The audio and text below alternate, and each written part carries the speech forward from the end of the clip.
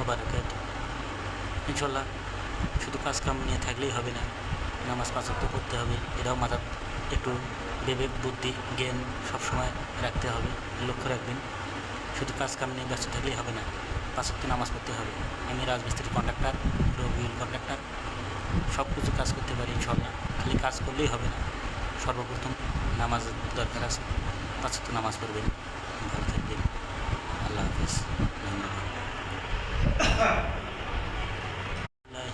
ওবারাকাতুহু।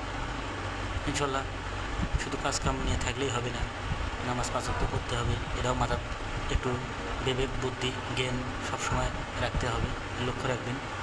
শুধু কাজ কাম নিয়ে ব্যস্ত থাকলেই হবে না, পাঁচ ওয়াক্ত নামাজ পড়তে হবে। আমি রাজমিস্ত্রি কন্ট্রাক্টর, রবিউল কন্ট্রাক্টর, সব কিছু কাজ করতে পারি ইনশাল্লাহ। খালি কাজ করলেই হবে না, সর্বপ্রথম নামাজ দরকার আছে, পাঁচ ওয়াক্ত নামাজ পড়বেন।